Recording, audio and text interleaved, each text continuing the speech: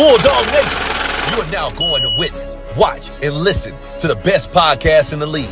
Get set for a wild ride with From the Hill Podcast, featuring Wayne Cartwright, Damian Green, Tanarius Gooden, David Thomas, Jennifer Murray, and Corey Williams. Don't miss out. Subscribe now to From the Hill Podcast. It's time to turn up the excitement and make some noise.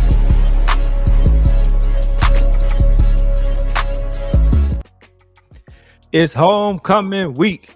It's homecoming week. We don't go to class and we don't go to sleep. Yeah. You got that right, David. Homecoming, baby. Yeah, well, T, and good evening, everybody. T and Dave. I think, T, you probably ain't slept since you crossed the milestone. Man, I had a pretty good weekend, man. You know, as soon as I turned 40, it seemed like I got to get a new eye prescription. I can't see as good anymore. So, but it's all good. I did have a good weekend, man. And of course, this is gonna be a good week, man, and a good weekend coming up. Yeah, man. You know, and then our fellow castmate DT, he hit that threshold today. Yep, and Jay the Great hits that threshold on Thursday. Yeah, man. So you know, once Jay the Great get over there, man, you looking at the 40 and over crew. Right. David, have you hit that threshold yet? Yeah, man. August 25th. Oh, you hit it August, okay. Yeah. Gotcha. We about to start wearing the windsuits in a minute. Never that, bro. With the matching shoes. Never that, bro. Ain't with the straw hat. It ain't happening. With the A&M lanyards. Right, with it all. All of it. Head right. to toe. It ain't happening over on this side, bro. They said, no, not me. No, you ain't finna see me wearing them church socks with them loafers. Right. But look here, man. It's homecoming week, y'all, and you know we got a lot to discuss tonight. We're gonna have a nice, good show for y'all. So everybody that's tuning in, you know, as we always like to say, make sure y'all subscribe if you have not already subscribed. Make sure you hit that like button early and often, man. Hit that like button and share this broadcast with other people who are out here. If you know they're at home, share this with them. Tell them, come on, From the Hill Podcast is on. Click that link. Get on and watch it. Okay. Make sure you also follow us on all of our social media handles as well. So it's homecoming week, and we got to show you our housekeeping. So first off, we just gotta tell y'all. I love this. You know what, Dave? You got it, man. Take the wheel, brother. All right, so you guys know over the past 2 weeks, Alabama A&M has been releasing updates for the homecoming activities, how you can buy the tickets, what's allowed, what's not allowed, how to get there, how not to get there, where to park, where not to park. Anything you could think of, they've been releasing. So this week they put out what's called Let's Not Act Brand New, because y'all know how sometimes we can get, right? We show up to an event and something's different than what we usually expected, and everybody's like, oh, well, how come we didn't know about this, or how come they didn't communicate this? The university has done an awesome job communicating this information. So when it comes to the parking, everything is now going through the Clutch app. So make sure you download the app. Homecoming day parking is $30. Tailgating, you can start tailgating at 6 o'clock, but you have to be in because tailgating will close at 12 p.m. The vehicles will close at 12. Now, I say you can't get in after 12 p.m., but you have to have your vehicles in for that time. Clear bag policy, that's nothing new. That's been in effect since I don't know how long. So make sure you got your clear bags if you're going to bring a bag inside the stadium. When it comes to the tickets, go ahead and get your tickets online. It's easier that way. But if you're going to buy tickets, you can get them at the event center. They're going to be taking cash or card, or you can go to Elmore where they'll be taking card only. Now, for those of you that's not going to be parked close to the stadium here, they got a free shuttle going from Union Hill Baptist Church and Union Chapel Baptist Church. So you can catch the shuttle, park your cars there, and catch the shuttle there. No golf carts, no ATVs, no four-wheelers or anything like that will be allowed. They're not going to let you in. They're probably going to turn you around. SWAT. Do they still call them SWAT? No, they're not SWAT anymore. Yeah, that's okay. We're showing our age. Yeah. Campus police will turn you around. So don't try to bring any kind of golf carts or anything like that. So let's not act brand new when you get to homecoming this week. Hey, before we continue, do you hear that? Do you hear that, Wayne? David got that new microphone. He sure does. Hey, I got headphones and microphone. Look, I said I gotta stop sounding the way I be sounding. Hey, I on said David sounding like a radio host now. He sure do. Look at this. Screen all clear. Set up. Is the Bro got his grown man podcast action going. Man, look at that. Right. Had to step this game up a little bit. Hey man, that no fan golf carts though, man, that is the line of the year. I don't care what else they put out for the remainder of 2024. That is going to be my line. You may have your Masters. What about but this one? This is not the Masters. What about this one? If you bring a tent to the alumni party, you're gonna be marching back. You're gonna be marching back with the MMW. Right. I hooted and hollered. And then they posted learn how to guide right. They posted a video of the band coming in. Hey, speaking of, I know, Dave, you did speak on the clear bag policy. Also, most of this stuff is for the game, but also with that, with the King George day party, there's also going to be checkpoints, and you got to have a clear bag for that too.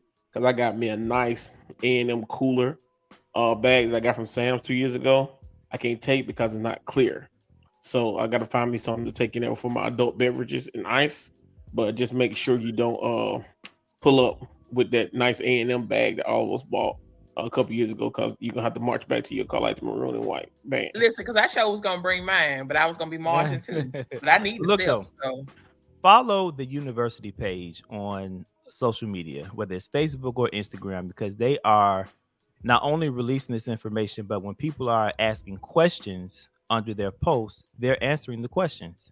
Correct. Maybe a little petty with their responses, but they still giving you answers to your questions. So definitely follow all the university social medias that's on X, Instagram, and Facebook. And that's how you're really going to stay informed, not just with what's happening during homecoming or certain events, but just what's happening with the university, period. And to be fair, they're only petty to the ones that the question is in the post. The answer to the question is in the post. If you read that's post, true. The answer's right there. Because people ask legit questions, but it's only for the ones like, hey, they just posted it, so why are you asking it? You just got to read. Right. Or click on the link, and then the answer is there. Man, somebody said, this is ludicrous. And they was like, they said, oh, it's ludicrous. I saw this kind of going around too with the whole Clutch app. Now, a lot of people that are fans and graduates of Alabama A&M are also fans, and some are graduates of Alabama and Auburn. Now, Alabama and Auburn use that same exact app. If you go on the app right now, put in Alabama, it's going to show you the schools. Now, it's $30 to park everywhere at Alabama A&M's campus. We were just in Auburn at the beginning of the year. Don't want to talk about the game, but the parking itself, it costs more than us the closer you get. So if we can pay those prices to go to the road team, I think we should be okay paying $30 for this week for our own athletic department. Yeah, and I saw a couple people, I'm not naming any names, but I saw a few folks on some of these posts when they asked about parking, and a few folks said, I'm parking where it's free. Well, if you're going to park where it's free, you best believe you're going to be getting some exercise this weekend. Right. And also, if you're thinking about parking where it's free, I just need to just remind everybody out here, in 2024, this is a business. And if you're trying to do better things and bigger things, it costs money to build bigger buildings, to build better structures, to do renovations, to pave roads, to upgrade the substation, to do all these different things. It costs money. And if you are planning to come and be cheap, you are going to be in for a rude awakening down in Huntsville, Alabama this weekend, because everything that we're charging money for, We're not charging money to be mean. We're not charging money to give you a hard time. And also, we're not capitalizing on you, because if you look at all the so-called official parties, there's enough people trying to do that. Alabama A&M is just a business, and we're trying to conduct business. And I want to kind of interject on Wayne said a little bit. He said we a lot. We are not university. So when he say we, he ain't talking about us, because people like to get the best up, think we're affiliated. Thank you. Thank you. So don't say we. It's not we. Thank you. Alabama A&M. Alabama A&M. Yeah, we don't get any money from anything. And Administration. Right. Administration. And again, like I'm not trying to count anybody's pockets either, because I know how it is, man. Everybody don't have $30 to park and all that stuff. So if you want to park where it's free, hey, feel free to do that, because everybody can't afford it. And at the end of the day, or don't want to pay it. Shouldn't say that, but at the end of the day, let's have a good time and try to get a win. Yeah, man. Yes, sir. Support A&M, man. That's just the bottom line of where I'm going with what I'm saying. All right. So, Dave, You're doing so well. You get the next slides. Ticket information. Okay, I'm just gonna read off the slide, right? Hey, so tickets again. Okay, again. So tickets will be sold at the event center at Elmore Gym. Excuse me. Cash a card at the event center and card only at Elmore Gym. Will call player guests. I don't guess that's really apply to us, but players' tickets for their families and things will be at the will call. High school coaches with valid ID and coach's card have to check at the will call as well. No re-entry and arrive early. That's the key, y'all. Arrive early. Everything that the university has posted, they said arrive early. So they're anticipating a big crowd or a large number of people attending the homecoming this year. So get there early. Oh, yeah. Give it to them about the tailgating again. Just in case they didn't get it the first time, say it again. Tailgate opens Thursday, October 10th at 6 p.m. The tailgate entrance will be closed for entry at 12 p.m. That's pertaining to the cars and the trucks and everything. You will still be allowed into the tailgate area after 12 p.m. No exceptions.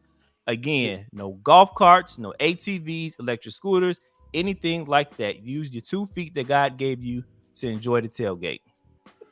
A.D. Howard has sent out, I know he has sent the email out 3 times since the first time it came out. So you can't say you didn't get it if you I know as a season ticket holder, I get it. But also if you're a member of the alumni association, they send it out as well. So if you're not a season ticket, if you haven't gotten those emails, that means you're not a season ticket holder or a member of the alumni association. So there's your opportunity to be a member of one or both. Yep. And then just in case you didn't get it, we had to show it to you a third time. And here it is. Okay. Parking opens at 6:30 a.m. Okay. You can get there that early. The gates close at 10 a.m. Okay. Tailgate entry closes to cars, 2 cars at noon. Okay.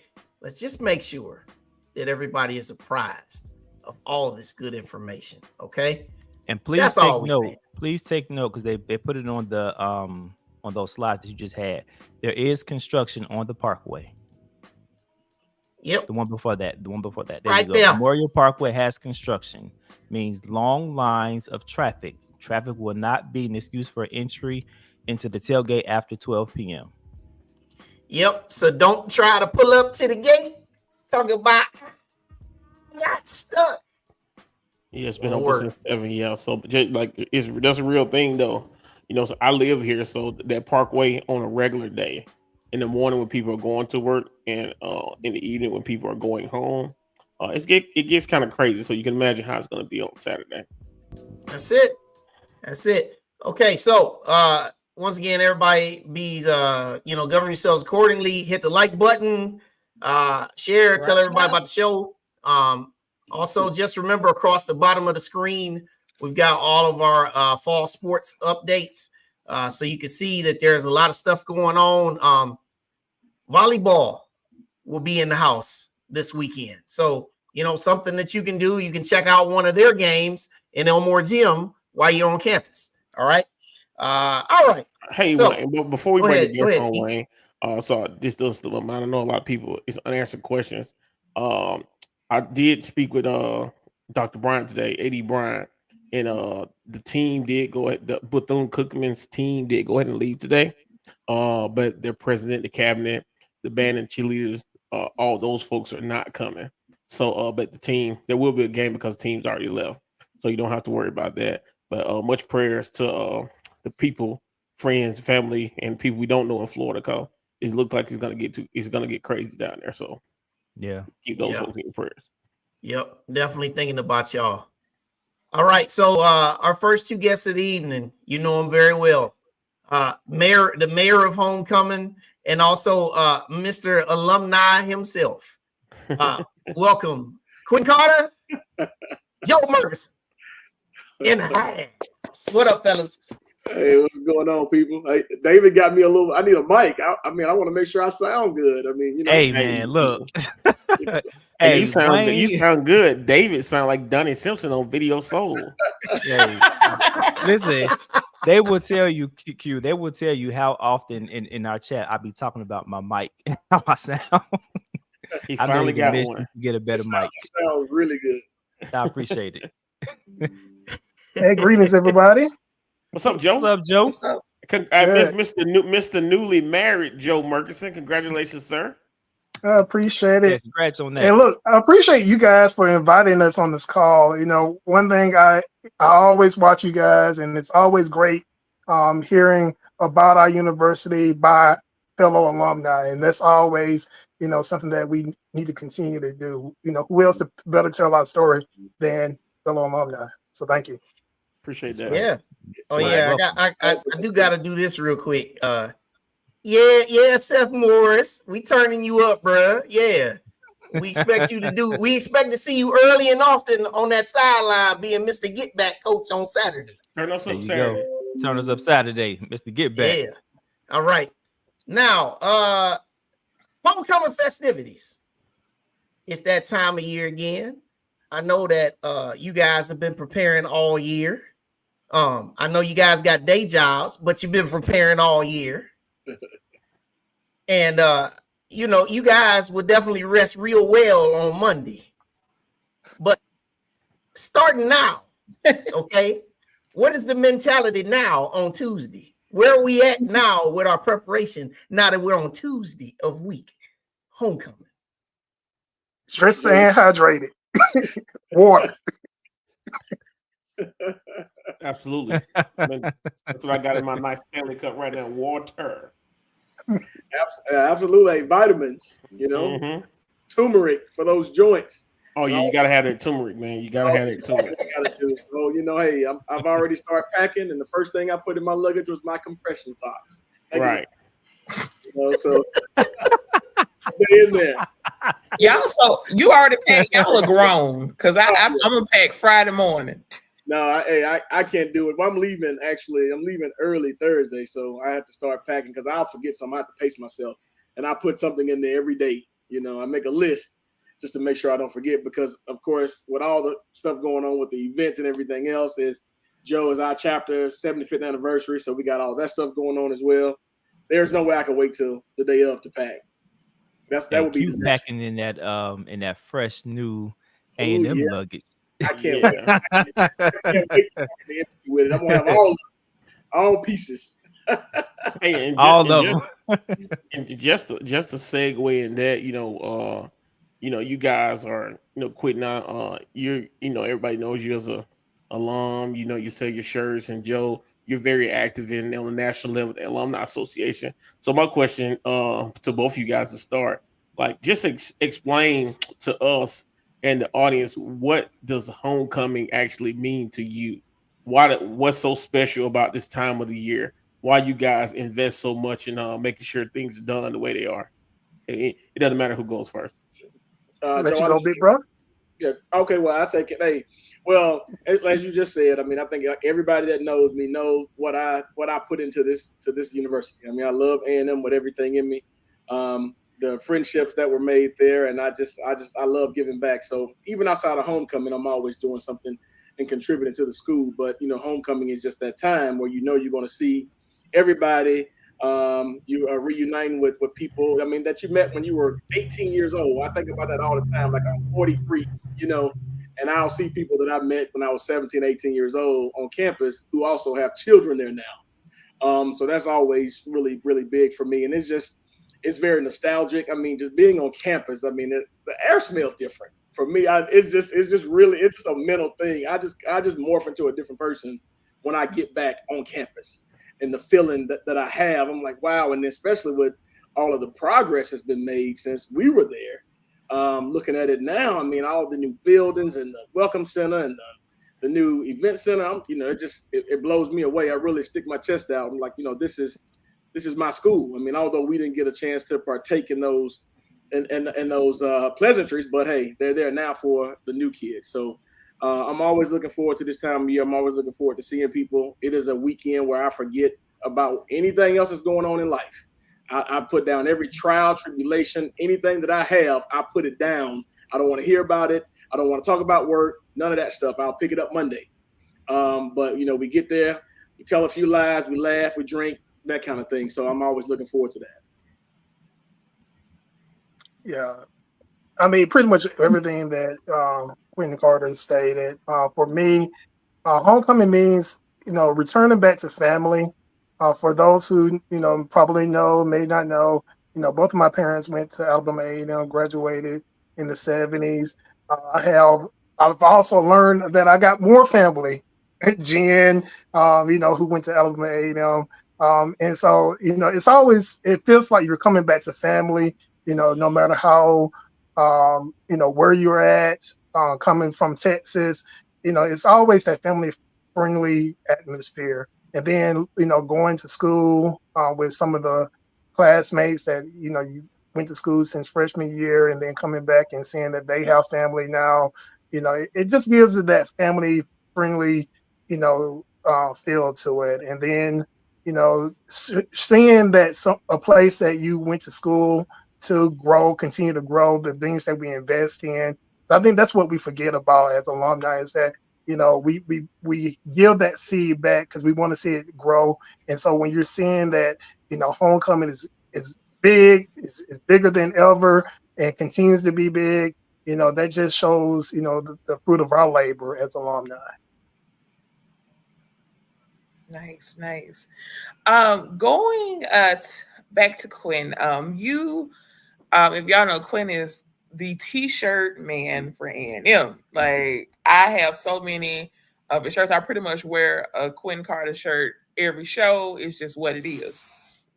So you made a shirt this year that said, making Black jobs normal since 1875. So I want to pivot in a different direction with that topic. Y'all are very successful alums. You give back, you give so much time to A&M, but y'all are successful in your personal lives.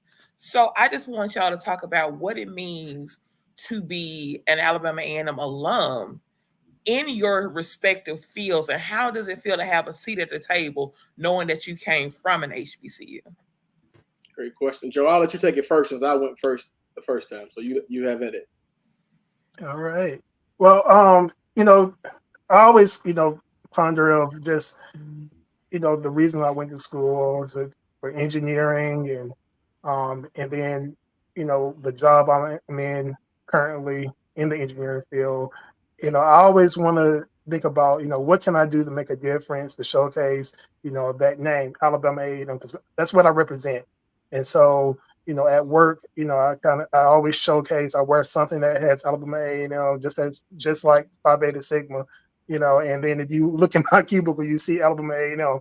And so that name, that brand, no matter where you go, it showcases Alabama A&M. And what I want to, something that, not just myself, but all alumni to do is go back to, your department that you went, that you graduated in, that school, and, and be that shining example, give back, maybe there's a job opening that, and I always feel that, as alumni, that is something that we owe it to our university to do, that seed that we want to make it grow. So, I mean, that's what, in my job and experience, that's what I want to continue to do. Well, for me, now that I'm an entrepreneur 100% of the time, of course, leaving corporate America and coming out into real estate full time, I've always applied everything that I've learned and, being a proud alum because, oftentimes we don't have a seat at the table. We take a seat at the table. And that is what that I've done, purposely, because I want to let people know, hey, it's great things coming out of that university. And not to toot my own horn, but I've had some successes, and I think it, and I contributed back to things I learned at school. They oftentimes talk about the lines and things we experienced. Guess what? You know what? That taught me that I wasn't privileged. That taught me I had to go get it. Nobody's going to hand me anything. I got to get up and go after it. So it's one of those things that I love to contribute and attribute those things back to A&M. But of course, everybody that knows me know how I feel about this place and my connection to the school and this, that, and the other. But so I love to go stand in rooms where, I am the only HBCU alum, in the room or at the table. I mean, I serve as the president of the Realtors Association here. And guess what? I am the only HBCU graduate in the room. There's only one other person that looked like me in the room. So to be at the head of the table, knowing that I came from Alabama A&M University, and I'm sitting here with the rest of y'all, hey, I can do it just like y'all can do it. And I like to make sure people know that. Nice. And let me also add, there's other resources that, fellow alums can do to be mentors. So there's out through our career development center, along with the alumni affairs, called Bulldogs Connect. So, if you know an alumni, if you know an alumni that would like to be a mentor to students in that field, in any field, they can, even entrepreneurship, anything that you can think of, there's a way that alumni can connect to students. Joe, I wanted to ask you, as was stated earlier, you're heavily involved with the Alumni Association. Does homecoming look different for you? Because I believe, and correct me if I'm wrong, you now have a position of regional vice president also, correct? Yes. Okay. So does homecoming look different for you being in this position? Like, are you garnered more toward, doing, I don't want to say alumni stuff, but does it turn into a working event a little bit because now you're in this RVP position? You know what, David, what's funny about that is homecoming, and I'm sure Quentin Carter could attest to this, homecoming for us is always work. And being in the executive position through the Alumni Association, we do it because we love our university at the end of the day. So there's work. There's always hard work. But, when we have events for the Alumni Association, we're there. We're helping, supporting, we're volunteering. There's events that's been planned since the summer behind the backgrounds, but we want to make sure that, everything that we do is shining bright for homecoming and is a success. So yes, hard work, but that's part of the job that we signed up for. Yeah, for sure. And T, you got something? Yeah. So before we segue to what we're going to talk about next, I know you guys are heavily involved in your local chapter on the national level. Give the people a pitch, if you don't mind. Why do we need to be more involved? I know I'm not as involved as I should be. Why do the people that our age are just hitting at 40 before we put on the windsuits? Why do we need to go ahead and get active now? And so we can go and grab the ones that are younger than us. I will say myself that, we have to lead by example. We can't expect people behind us to do something that we're not doing. We often, as you all know, we often get the complaints about what doesn't happen, or people don't know, or there are no voices because nobody is involved. For the longest, when I moved here to Birmingham, we got some very seasoned alumni members. When I tell you they have been active, Joe's mother being one of them, from day one. You can always count on that crew of people. But it's the next group that will come in. Of course, you kind of come in on fire and then you kind of just fade to the back because they feel like sometimes that people kind of take over. But you know what? But these people know that they're going to be here. So you have to continue to create your seat. You have to continue to be there, be active, and be heard, you know. And then our chapter focuses a lot on doing some positive activities to try to keep people like intertwined and giving people like responsibilities, you know, to let them take things and run with it. But so you have to take it and keep it. You know, you can't just take it and put it here and say, like, this is my idea and leave it and give it to somebody else. And then it falls off and you feel like, hey, somebody didn't do what I wanted to do, and then you're gone. You know what I'm saying? So it's just the reality of it, but it's just having a voice and just being that proud alum, you know, is what I feel. I'm now a life member, and I'm very proud of that. So I mean, I've been active forever, and I plan to be active until I'm in the cemetery. Yeah, I mean, to piggyback off of what Quentin Carter's said, and I fully agree. For me, you know, I always, you know, think of this is to be that change, to make that change, to be that change. And when I say that, you know, there's some things that, you know, you may not see, you know, is going in the right direction, or there's something that you want to really fit, where you got to get into these, you know, these spaces to make that change. And, you know, I want to make sure that, you know, when I first got into the Alumni Association, you know, it was almost like a best kept sweet secret, you know, what is going on with the Alumni Association, you know, because I'm on the outside, I never knew exactly what was going on. But, you know, once I got into the Alumni Association, was a part of the communication chair, you know, I wanted to make sure that we were transparent as much as possible, because we want to bring and bridge that gap between, you know, recent graduates all the way to alumni that just didn't even know that the Alumni Association existed. And so that was the big part of it. And then also, you know, as, you know, alumni, we are that voice. You know, there's things that, you know, officials of the university or employees of the university can't do on a global scale that alumni, we can do, you know. And, you know, if there's things that we're seeing that's not going in the state right and correctly in the state of Alabama, or, you know, with our university alumni, we can make that vote. We can vote. We can be that voice. And so that change within the Alumni Association, you know, is a great opportunity to do that. And then the other part of that is the networking. You know, there's folks in, let's just say, Dallas-Fort Worth, who just did not know there are other alumni out here. So within these different states and these different regions, you know, we're out here, and, you know, this is a great opportunity to network with other alumni. That's really good stuff, man. And I do want to bump this comment because I think that this is a pretty good one that you guys can probably speak to, Joe and Q, before we get into the rest of this. There needs to be a come to Jesus meeting for alumni who were on the yard between 96 to 2006. Let the petty beefs and grudges go. It's time. That is so specific. And then he says, we're all 40 plus now. Okay. Hey, that's awesome, man. All right, so hey, look, don't know what else to say about that, Yeah, but that was very specific. Like, Right, because I was on the yard. I have on no that time, clue. and I have what no he's talking clue. about, but you Yeah. can tell it was geared towards something specific. Yeah, hey, Right. I was like, that's before my time. hey, they ain't got nothing to do with me. I graduated in 2000. yeah. I got chills in my eyes right now. But let me say this though.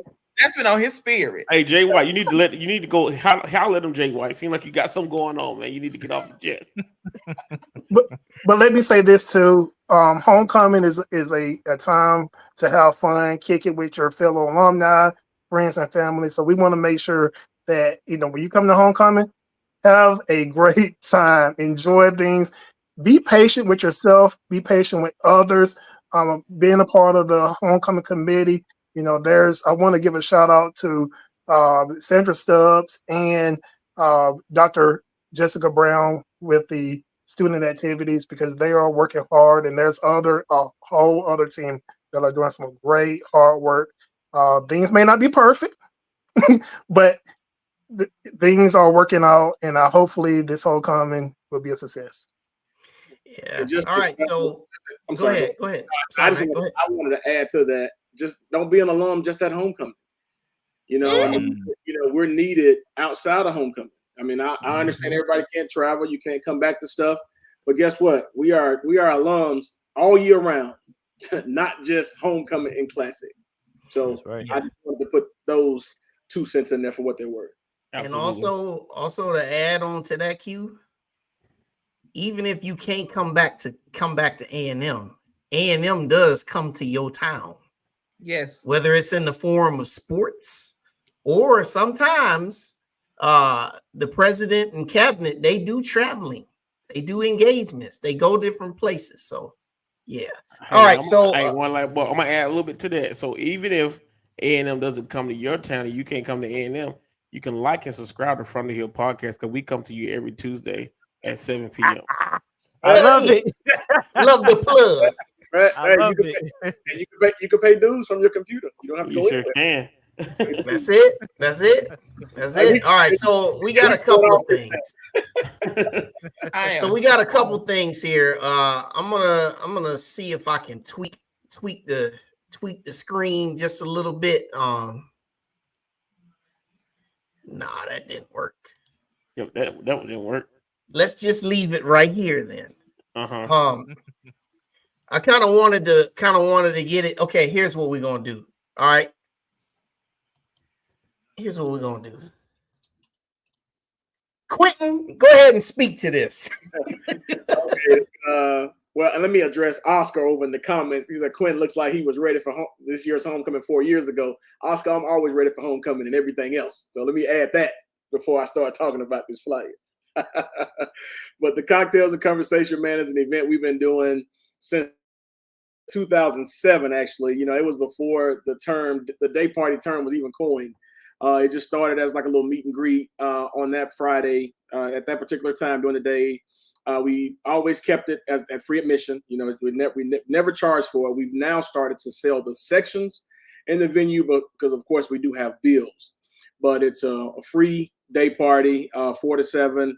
A lot of people are coming off the road. You're coming in your casual attire, and it's usually always very well attended. I do know that the King George concert is going on as well, and I totally get and respect that.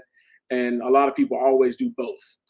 They will come by our event and then, maybe go there or vice versa. So is at Envy, starts at 4 o'clock, free admission. All of the VIP sections and tables have sold out, but you can still come in at your leisure at no charge. All right. Now, and then I've been to this event a few times, and it's always a good event, man. The crowd is always there. People have a good time.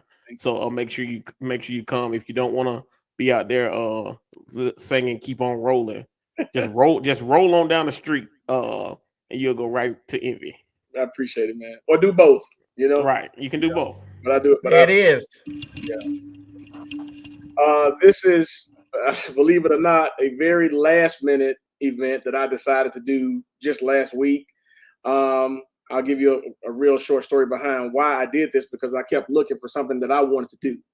And Friday night, I was dragging my feet on some things, and I didn't buy tickets or tables or whatever at some of the other alumni parties. And I'm like, hey, maybe a midnight brunch may work out, not knowing that it would sell out in less than 24 hours. So I'm very grateful. We have a very extensive menu. It's down at the foundation in the College Hill Plaza, where most of our area know where the Mirage used to be. It's like in that particular area. But the food will start at 10:30. For those who've already bought tickets, I'm trying to work some things to maybe open up a few more tickets. I've actually added a tent outside to do an indoor-outdoor experience to kind of create an area for overflow. But my goal is to always, anybody who has attended a Quintessential Classic event, Jennifer she's been to several, I always try to create an experience. It's not a money grab for me. It's not about, everybody was like, okay, man, with that extensive menu and you're only charging $40, you know what? Because I want to make it affordable, but I don't want to go in the hole either, right? So that is why it's priced that way. And, I want people to be able to come in, eat, mix, mingle, not standing on top of each other. I know it's homecoming, and then you can sell a ticket for $100 a pop and pack it out if you want to, but that's not the goal here. I capped it at 75, and those were gone less than 24 hours, so that's why I added the tent, and that gave me the room for about 25, 30 more, and I opened those tickets, and they were gone. So I'm thankful. I appreciate all the Bulldogs on here. I see my friend Megan. I mean, she's always in there, so I appreciate her support as always. I appreciate all my Bulldog support who come out. But I thought the midnight brunch would be just a different vibe. I mean, you can go and eat if you want to, and still mix and mingle. DJ Jamar, everything around the midnight brunch is also A&M alumni, kind of like infested. The DJ, the owners of the foundation are A&M alums. Like I said, my DJ is an alum. The girls who work my door are alums. So trying to give back and bring everybody in. So I do appreciate that outstanding support that I've gotten in that event. Hey, and Quentin, he's being humble. He's saying less than 24 hours. That thing sold out in less than a few hours. It wouldn't even hold 24. But it's Joe White is the chef, right? Yes. Yeah. Joe does great food, man. So Joe does some good food. Yeah, Chef Joe. Yeah, he's good, man. I'm telling you, like his menu. I mean, I reached out. Him and I have been talking about trying to do a brunch anyway, and we had really kind of chopped it up and said we'll do it next year. And then my wheels started turning. I'm literally last Wednesday morning, I got up and I was like, I got to make this happen.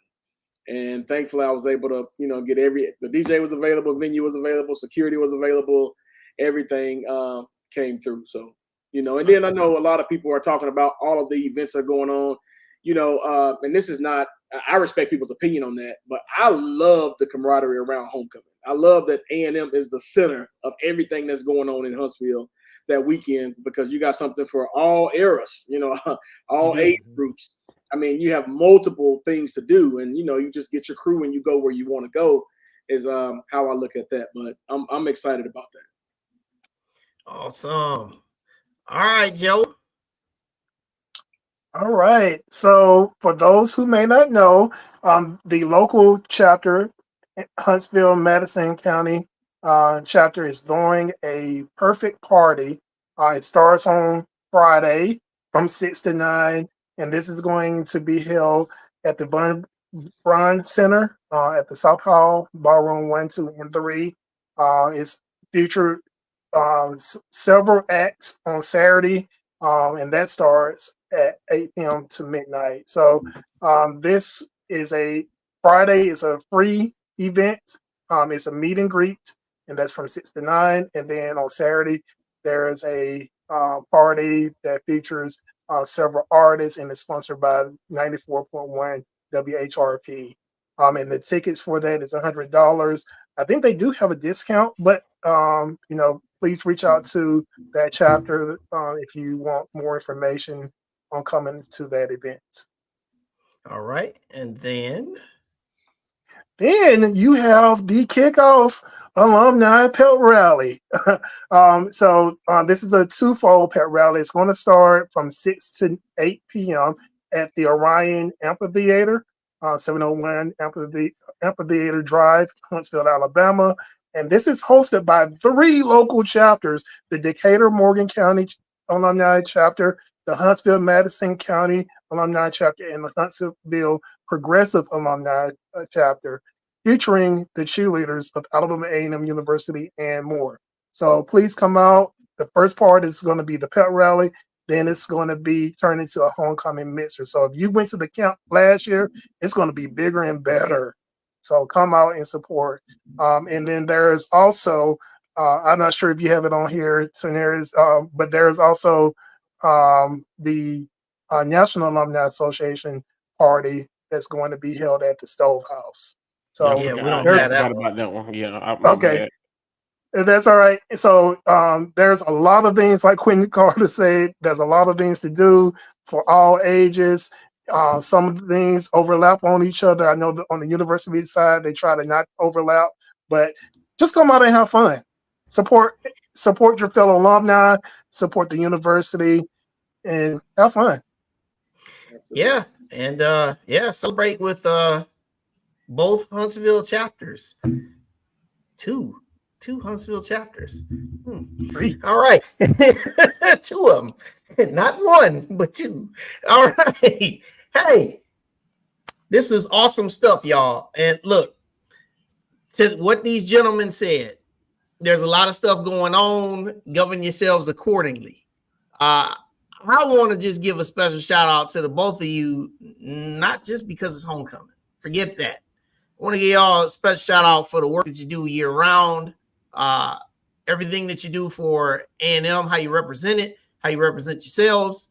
And, you know, all of us that do these different things, we do these things mostly out of the kindness of our heart. Sometimes it can be a very thankless job, but I want to just say to you guys, big thank you. And everybody that's out there this weekend, when you see these guys, give them great big hugs of love, give them strong handshakes. Thank them for the work that they're doing and continue to encourage them to go forward. Because not just the work that they're doing, we need more folks just like them, just like us, just like you, that will come and take the reins and continue to uplift Alabama A&M and see it to its fullest potential. So, gentlemen, have a great time this weekend, and definitely make sure you sleep a lot when you get back. Right, when we get back, because it won't happen. When you get back. Yeah. You know, make sure you're well hydrated. Make sure them compression socks be pulled up nice and tight. All the way to your knees. I want to say this too, and I'm gonna just brag on y'all real quick. I know y'all see a lot of stuff they do. They do a lot of stuff that y'all don't know about. They do a lot of stuff in secret. So I just want to make sure I give y'all flowers too, just for being great people. You don't meet that often, but keep doing what you're doing. I appreciate that. And just before we go, I want to thank y'all again for what y'all are doing. This is major. You know, the way y'all give back and doing this podcast every week, and I salute, man. So I subscribe, I tune in quite a bit. So I admire what y'all do. So y'all definitely keep this up, and don't let anybody stop the shine. Appreciate it, bro. Appreciate that. Appreciate it. Yeah, right, and I want to really say thank you guys also. Continue to do what you all are doing for our university. And I also want to give a special thank you to our national president, Miller, because he's doing a lot of hard work behind the scenes, as well as there's a lot of folks who are behind the scenes doing. Thank you, Natasha Reese, Erica Buchanan, Shelby. There's so many folks that I did not name, but I want to say thank you on behalf of myself too. Yeah. Well, all right, man. Appreciate you guys, and get some rest before you get partying. Because you're gonna need B12 shots. Y'all gonna need them. All right, guys. Quentin Carter, Joe Merkerson, appreciate y'all. All right, appreciate y'all. Thank you. All right. Go Bulldogs. Yep. All right. Now, friend of the show. He's been on here before. Mr. Mo Carter, good evening, sir. How are you? Hey, I'm doing well. Thanks for having me as always, guys. Yeah, man. That's the radio voice right there. Y'all say I sound like I'm on the real with this microphone. That's the natural radio voice right there. Yeah, now just so everybody knows, Mo Carter is the sports director at Fox 54 there in Huntsville. He also has been calling SWAC football games on ESPN Plus. This past weekend, he was down at the other school down the road for their homecoming as they took on and got defeated by Florida A&M. He was on the call with Tolly Carr. He's also been on a couple calls with Santoria Black. So he's been doing a lot for that. And then also last year and coming up this year, he's the voice on Bulldogs All Access for our home basketball games.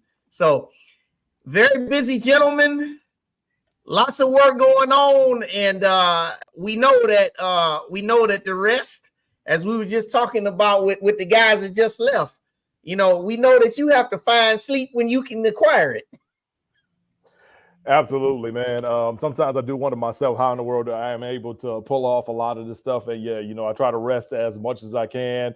Big shout out to my wife, Lakeisha Carter, for stepping in and doing what she has to do, and helping out, especially looking after our little man who's officially in pre-K now. So that's a whole nother journey that we're trying to balance or whatever with that. So, big shout out to her. And also, I want to just, give kudos to the Southwestern Athletic Conference for believing in me and doing what I'm doing right now, along with, the people at Fox 54 as well. There's actually a really good relationship that continues to build between my station and Alabama A&M, particularly the athletic department with Dr. Paul Bryan and company. For many that don't know, the coaches shows for both football and basketball air on our channel. And there's some other things in the works. I don't want to give away too much just yet because they're still in talks, but there are some particulars in the works that both the station and the university are in the mix of trying to make some things happen. And as soon as we get those signatures on the dotted line, I'll definitely share this information with y'all for sure. Yeah. Now, I do have to ask as a precursor, you're not calling any games this weekend, are you? No, sir, I am not. So my assignment will be Bethune-Cookman at Alabama A&M for Fox 54. So I will be on campus. All right, awesome. Because you're going to join us in the pick segment, and we'll make sure, because, listen, for those that don't watch ESPN Game Day, okay, like I do sometimes when I'm at home on Saturdays, the person that calls the game cannot make a pick on any game because that is seen as some favoritism. And it is also seen as that you potentially can have some privileged information. Absolutely. And in this age of folks losing all their money gambling, so I'll just say it like that. All right. So that's why I asked that question. Okay. Now, Jay the Great, you wanna ask something of Mr. Mo Carter then Dave, and then we can get into our picks. All right. Well, Mo, it's always a pleasure to have you on. I do want to pivot. I know that you're doing your calls with football. Can you talk about just some of your transitioning with now that you're making calls with basketball? So for basketball, it's funny. I've actually been calling more basketball over my career than I've actually called football. And a lot of that goes all the way back to when I was working in Louisiana. I used to do some calls for Louisiana College, Division III school at the time. I think they're NAIA now. So that kind of helped out or whatever. And then, I did some calls as well down at the other school down I-65 when I was working in the capital city, for a little minute with that. But when it comes to, from the football transition to basketball stuff, besides the generic X's and O's and positions and all that and whatnot, honestly, at the end of the day, the goal is still the same. Let the people know what you're seeing that they may not be able to see on their television screen, or if you're listening to the audio, what they can't see on their screen just in general, and just let everybody know not only what is up, but also, what are you feeling atmosphere-wise. And I've always looked at it like this from a play-by-play standpoint. As long as I call whatever I need to call, Coach Van Pettaway will be there just to fill up the air, so we don't have dead air in that sense. I've always been definitely grateful of what Coach Pettaway has been able to do from that color standpoint, because, of course, he's played the game many, many years ago, and he's coached the game for a long, long time as well. And also he's been an administrator. So, you get variations of that with him, and I think that's always all fine, well, and dandy. And with basketball coming up, there's a lot of things going on and going down. I think just as excited as people are for homecoming with football, you should definitely be excited about basketball with the Bulldogs and Lady Bulldogs coming up this year. I've got a chance to step in on 2 practices for both. And let's just say this, both squads are working hard this upcoming season. All right. I do have a follow-up from T. He did have to drop off, but he wants to know is this. What do you think that A&M has to do on the offensive side and defensive side of the ball and to specifically become a factor in SWAC play this year? If we're talking about basketball still? No, we're on football. We went on football. Okay, so for football, here's the very, very, very, very easy answer. Alabama A&M needs to literally go back and look what they did on Saturday in the second half and expand that 4 quarters. They need to do that. If they do that, then all of a sudden they're back in the race for the Eastern Division. Yes, I know you'll need some help or whatever from them other folks to knock off Jackson State, but if they literally copy and paste what they did in that second half against Jackson State, then a lot of things will happen quite well. I'll even start with this upcoming Saturday. Sure, Cam Ransom, the quarterback for Bethune-Cookman, is one of the top passers in the league. Bethune-Cookman is a bottom 4 team when it comes to defense on yards allowed, both passing and rushing. So if A&M, Coach Dwayne Taylor and company can call up some pretty good things and really jump out on Bethune-Cookman, that'll be a good thing. You have that victory, you carry that over into the bye week. Then you know what it is when it goes on with the bye week going on before Magic City Classic. Everybody's trying to get prepped and ready and get uninjured and all that. And then you roll into a game where all the records don't even count in that situation. And I'm going to be frank with y'all. Alabama State is a solid team or whatever defensively. But after seeing what I just saw this past week, where they're now on not only number 4, but number 5 at the QB position. Yeah, like all they can do is rely on rushing.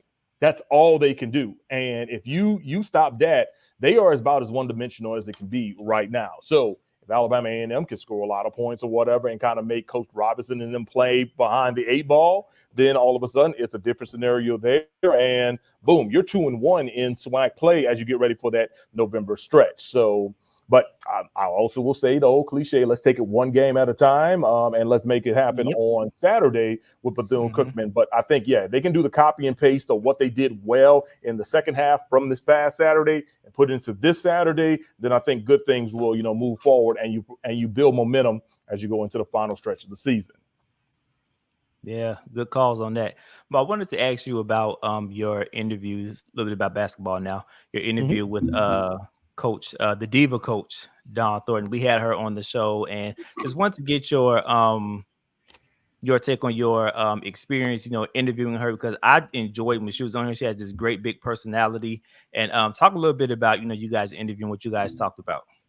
Oh, man, it was one of the best interviews I've ever had. Of course, we had to do it in 2 parts because that interview ended up being like 25 minutes long. And, of course, I don't want to just make one show 25 minutes long from a content standpoint. But, no, it was really, really fun because, I kind of really got a lot of different aspects from her. I got what it was like for her to be someone playing basketball at Jackson State and also competing in the SWAC, and then being a successful coach and then making the transition over. She talked to me about, some downtime she had, like the time where she was good enough at Prairie View, but then the administration said otherwise, and then she was out of a job, for a while, and then she just kept kind of, working it up. And of course, she's got a huge personality. And I think, for this program right now, which has been pretty successful to carry on, I think that personality really, really gravitates to what A&M fans want to see from it, because they can basically they see a good coach and they see a solid personality who is willing to back up her statements as well. That actually, it was her idea to do like the HBCU favorites. So, the favorite rappers from HBCU's favorite song, female artists and favorite actors and actresses and stuff. So I still don't know if she's going to be able to get Willie McLean, a.k.a. Kane from Power, to come to homecoming this upcoming week. But, she was trying. She even tagged him on social media after as well, she ain't scared to put it out there. No, she is not. She is not. Now, of course, we follow the power grid of storylines. Don't know if he's, if he's recovered enough from the last scene we saw. Yeah, I just watched it. Watched the end of it, man. So I don't watch Power. Come on, Jen. It's all good, Jen. But you know who Woody McLean is, right? Okay, let me go back. Okay, you remember the New Edition story? Yes. Okay, he was the guy that played Bobby Brown. I love him. Okay, yeah, he's a FAMU grad. And he actually played in the Watching 100 as well. Nice. So he's SWAC. Turn up. Yes, absolutely. Well, that's her favorite HBCU actor. And of course, she's a big Taraji P. Henson fan as well. So yeah, it was her ideas that like really, really brought it with it. So the fact that, I got a chance to give the audience an opportunity to really, really understand who Dawn Thornton is, not just the basketball coach, but just her as a person. And of course, I also got to say she gave some major shout outs to her sorority as well, Delta Sigma Theta Sorority Incorporated. So they threw like some little soirees for her, and so she loved to talk about that too. But yeah, it was really, really fun, and I'm looking forward to doing some more work with her, and she's really excited about this upcoming season. Nice. Cool. Well, we're going to pivot back to football because now it's time for our pick segment. So now everybody that's watching, you make sure that you follow along here at home and you put your picks in the comments. All right. So, all right, we're going to start. We got a Friday Night Lights Prairie View, which is going to take the trip on down to Pine Bluff. This game is Friday night. 8:15 Central, 9:15 Eastern, ESPN2 for this one. Okay, now let's set this up now. Prairie View, they had a big win 2 weeks ago in 5 overtimes over Grambling. Last week they stepped out of conference. They played really well with Incarnate Word for a half. They trailed 19-14, and then Zach Calzada, used to play for Texas A&M, aired it out in the second half, and they pulled away 56-28. Pine Bluff, they went down to the reservation. And, some folks on this show and even some folks around the SWAC thought that Pine Bluff had a chance last week at Alcorn. And through one quarter, they did. They led 14-0. But then Alcorn found the dual threat game, and they turned it on, and they ended up pulling away 38-28. All right, so you see what it is. Prairie View 1-2 in the conference. At this stage of the game, they need to win them all to have a chance. Pine Bluff at home. All right, Dave, I'm going to let you start here. Who you got in this one? So, I like to always go for the underdog, and I think Pine Bluff will be the underdog in this game. So I'm going to go for Pine Bluff. All right, Jay the Great. I hope y'all see my face expression. I do not want to we see it. We see it. I just, I mean, any, mini, mighty, mo. I guess I'll go with Prairie View. I think this is. I think honestly, and this is no shade, but I feel like this is a battle to the bottom of the SWAC West. So, Prairie View, I guess. Okay, Mo Carter. All right, so of course, Prairie View's back was against the wall when they faced Grambling and ended up winning that game in 5 overtimes or whatever. But to be honest with you, I like the trajectory that Arkansas Pine Bluff is taking. Yes, the record may not show it, but Alonzo Hampton is doing a whole lot with not a lot, if you know what I mean. He's actually has Mekhi Hagens, the leading passer in the SWAC, over 1,400 yards. And I like what they did when they came against Alcorn. Because they're at home, I'm going to give Arkansas to Pine Bluff the edge to get this victory and really make things wild in the West on Friday. Yeah, and Mekhi Hagens, if you haven't seen him, he's a really good quarterback. And also who's equally good, his top receiver, Javani Gibson.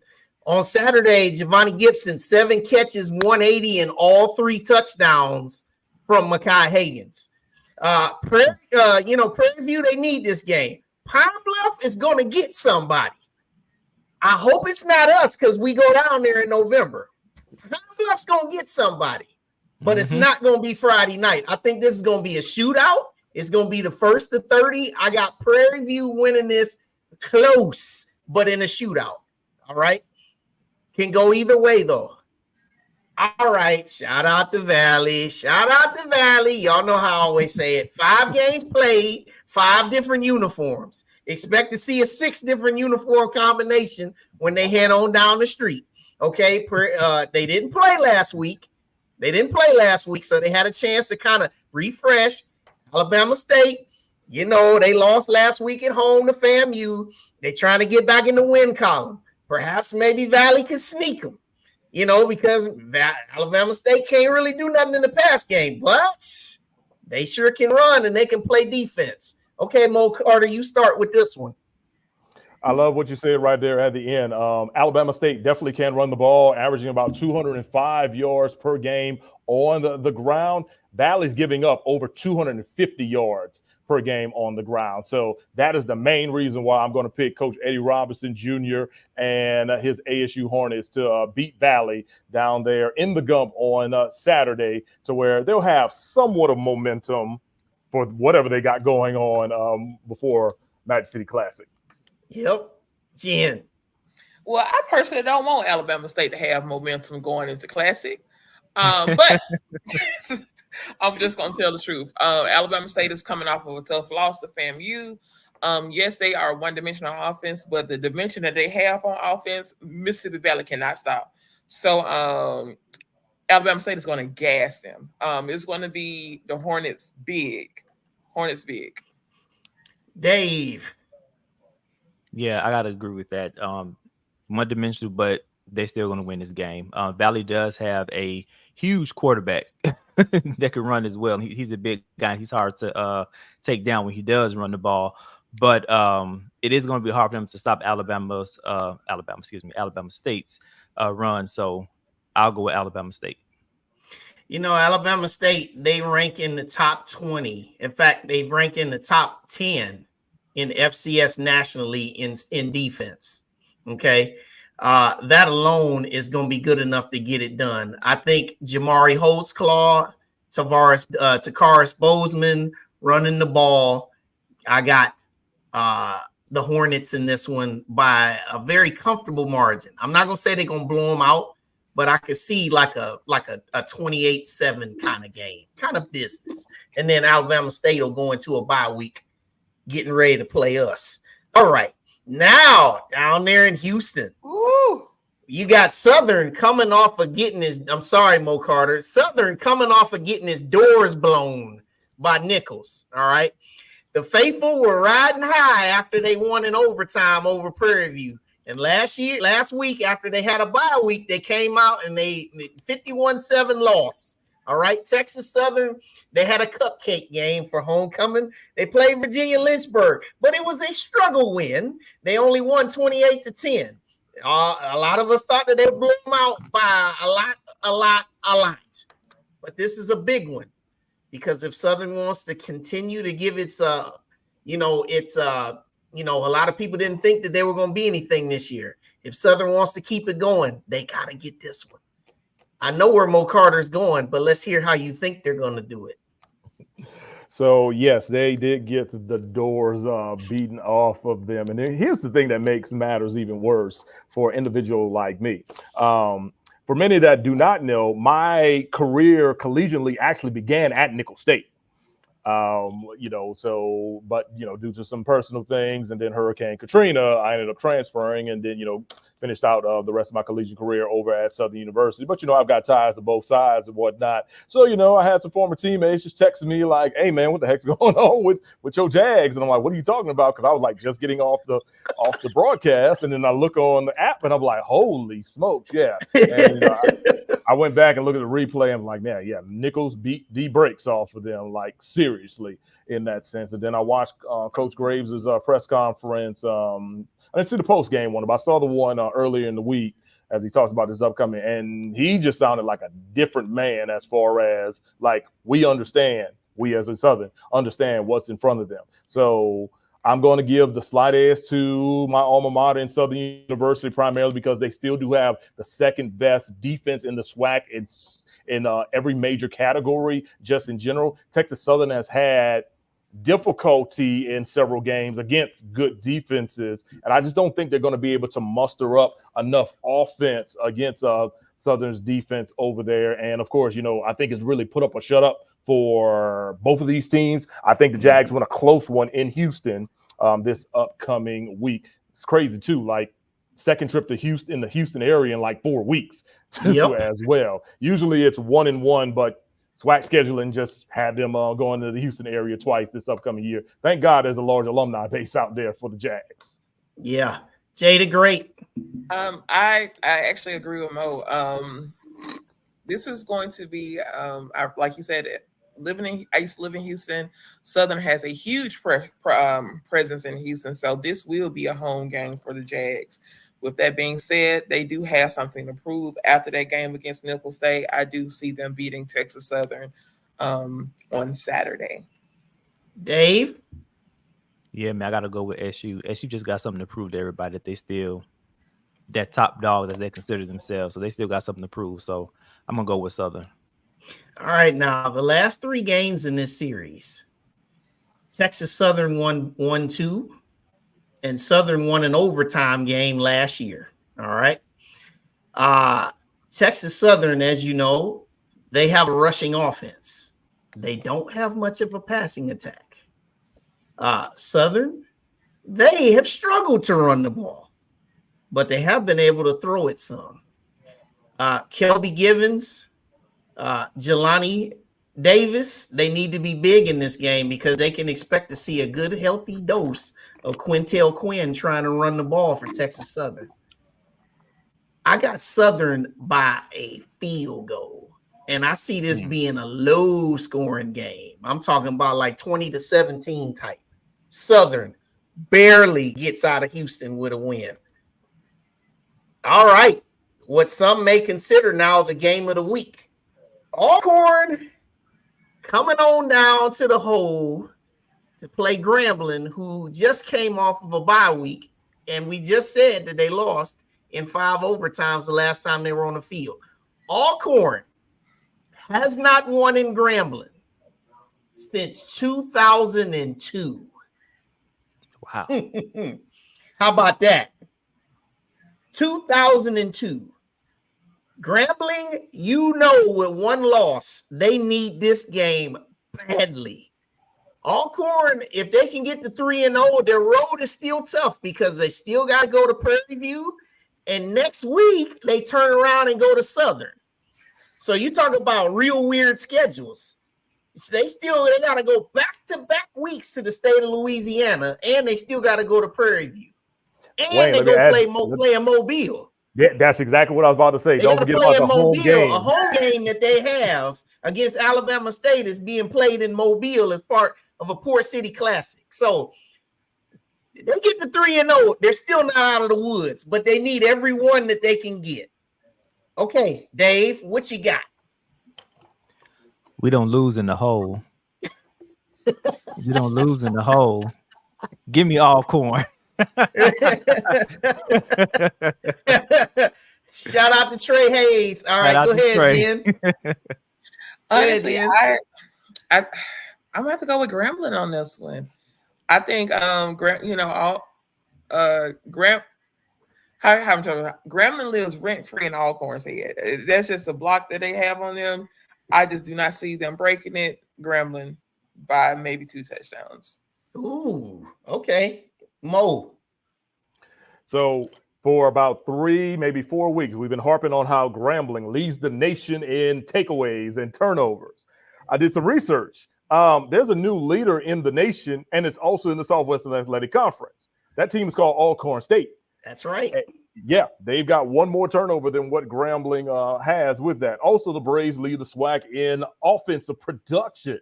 So there's a whole lot of things that make me just want to say go ahead and go with Alcorn. But, man, something strange just typically happens at Eddie G. Robinson Stadium in Lincoln Parish of Louisiana. And Alcorn just cannot shake it off. So I see Grambling picking up a victory maybe by 1 possession on Saturday, 2:00 kickoff.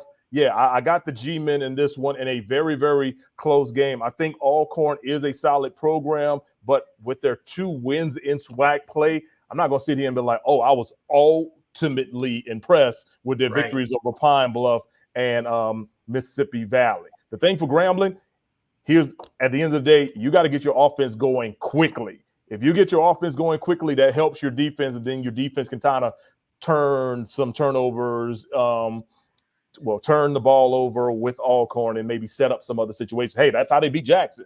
You know, that's how they beat Commerce. So if they can do that inside of Robinson Stadium, I've got them to get the W in a closely contested game between the G-men and the Braves. Yeah, Alcorn ran for 6.1 yards a carry last week against Pine Bluff. And they ran for almost that much the previous week against Valley. Okay.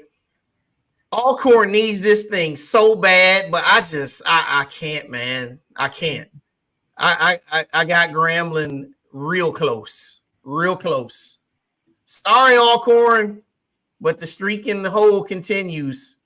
All right, and now it's our game. So last but not least, our game. So Bethune-Cookman. All right, they didn't play last week. And they've had a couple hard luck losses in a row. They lost at the gun to Clark Atlanta.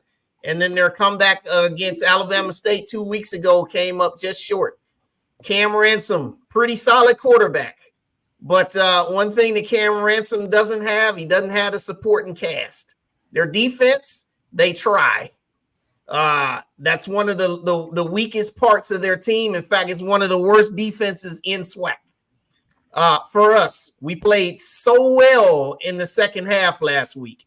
Outscored Jackson State 28-7. But the problem was it's a 60-minute football game. And what happened in the first 30 minutes is something that cannot happen again if we want to try to do something good moving forward. Homecoming on the Hill. Just Dave, I want you to start. I know where you're going, but what do you want to see from A&M in this matchup? Before I say what I want to see, I gotta share something that T just sent. He said HBCU, and this was just posted on the university's social media about an hour ago. He said HBCU Go Sports Pregame Kickoff Show will be broadcasted live from the campus on Saturday morning.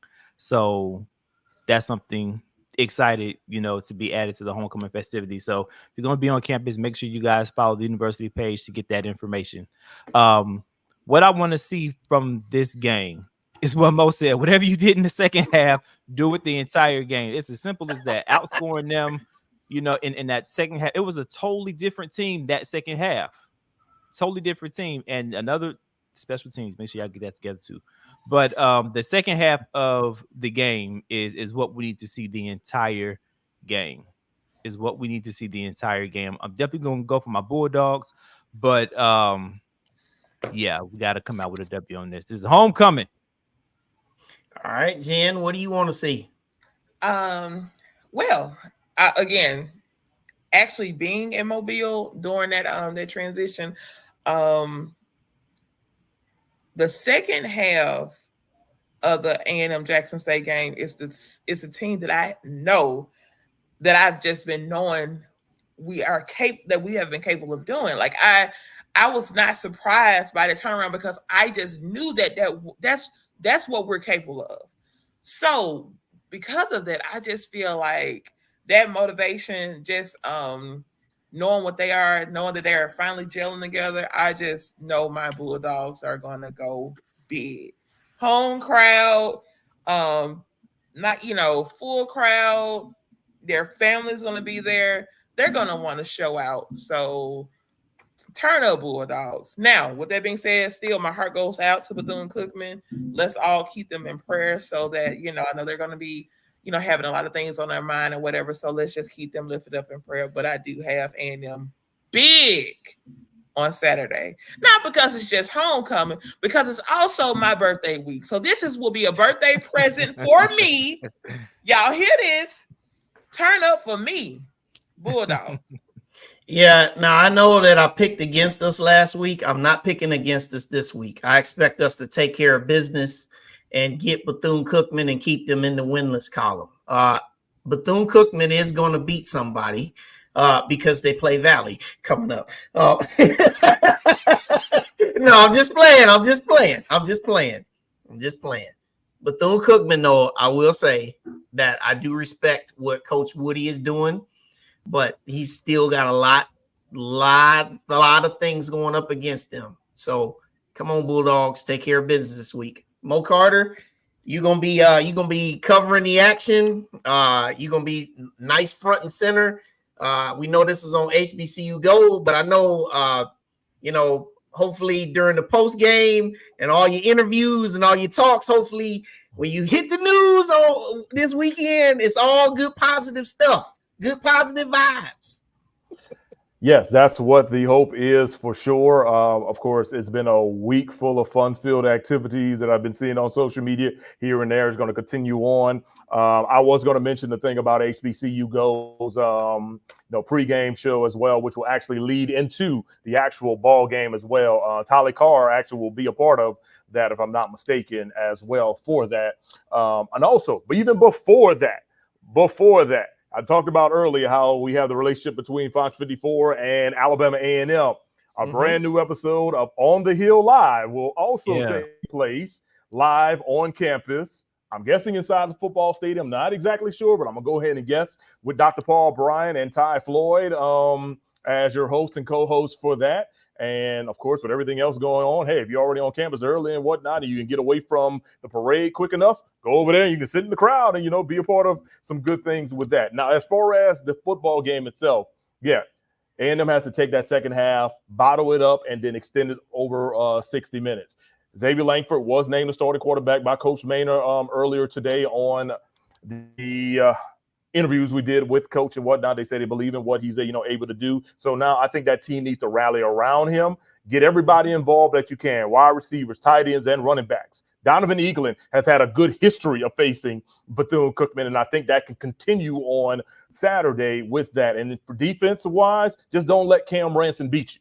Literally, just do not let that happen. I mean, Alabama State almost let that happen a few weeks ago or whatever. But if they start early with a sold-out crowd expected on hand, plus, I think that Alabama A&M can get the momentum and build a lead and then do whatever else they need to do to celebrate a homecoming victory as they get ready for the bye week before you roll into the Magic City Classic. So A&M definitely a victor on Saturday, and we'll be able to talk about it this weekend on Fox 54. Yep, and this is a payback game because these suckers put 412 yards rushing on us last year and beat us 31-14. And I ain't forgot, and I know a lot of our folks ain't forgot either. 412 yards rushing.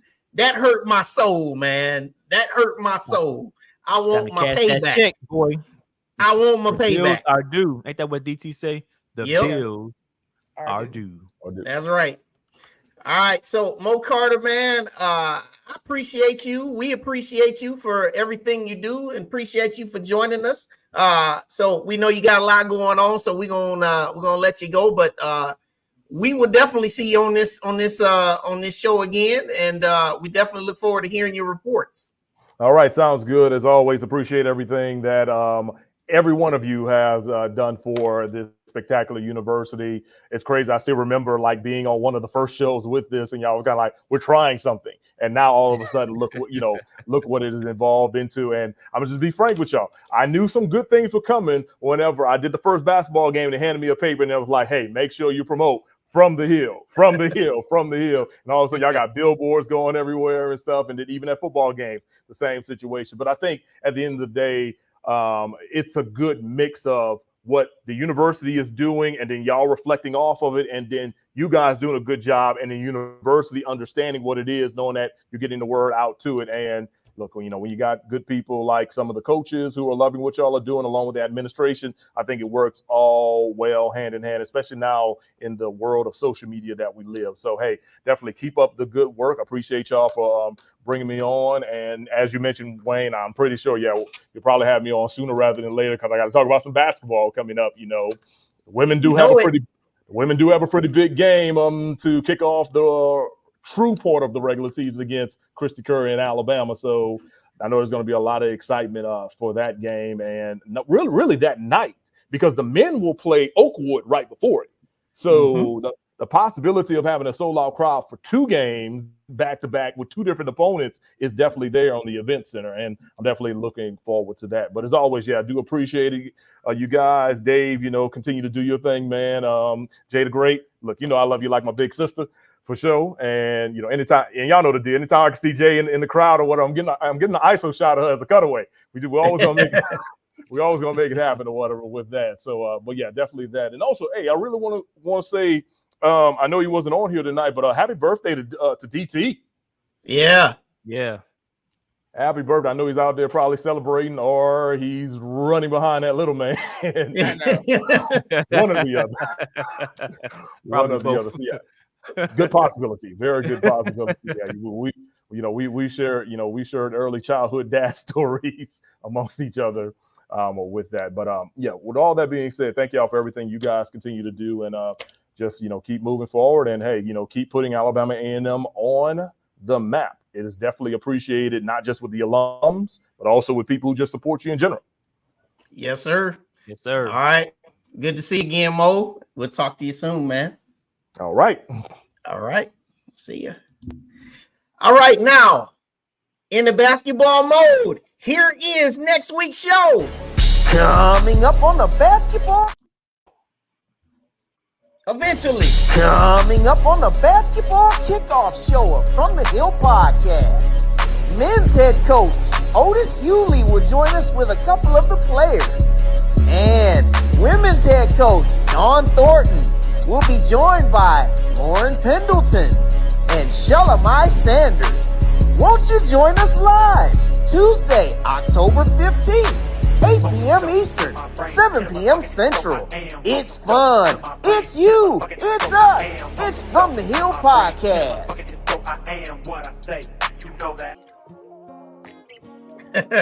Yeah, eventually. All right. Yeah. I was like, it was taking its own sweet time. It was taking its own sweet time, but we got there. So that is next week's show. Yes, it's me, Brand. Thank you. Make sure you like the podcast before you leave. Definitely. Please like the podcast. All right. So let's give our shout outs for tonight. Thank you again, Quentin Carter, Joe Merkerson, and also thank you again to Mr. Mo Carter. Thank you for everything that's been done. Appreciate you, Dave. Appreciate you, Jen. Appreciate you, T. Appreciate you, Corey and DT. Appreciate all of the viewers that make all this stuff possible from week to week. Next week will be a very fire show, so make sure you are here. Make sure you tell some folks. Make sure you like. Make sure you subscribe. Let's get it done, y'all. All right. And also, last but not least, let's say it again. To those that are coming to the Hill to take part of the homecoming festivities, make sure you travel safely. And when you're on campus, make sure you do it responsibly. And also make sure that you donate and contribute.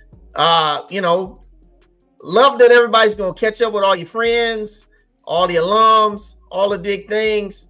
But let's do it responsibly. Let's keep it in all good spirits, okay? Enjoy the campus, because some of you probably only get there once a year. And some maybe get there once every few or maybe 5 years, but just enjoy all the changes and nuances, because it's a beautiful thing. And then last but not least, I do want to say, those that are down in the state of Florida, we're praying and our thoughts are with you for sure. You heard what we said about the Bethune-Cookman traveling party. The team is on its way, but there are others that have had to be evacuated and displaced. So, a lot going on. So, but we know that greater days are still continually ahead. Things happen for a reason, but we know greater days are ahead. So, appreciate y'all. Appreciate everything y'all do. Jay the Great, happy early birthday. DT, happy birthday again. And I will not be at homecoming, but I will be with y'all in spirit. So for Jay the Great, Just Dave, I'm Wild Wayne Cartwright. Next week, we'll see you again. Peace.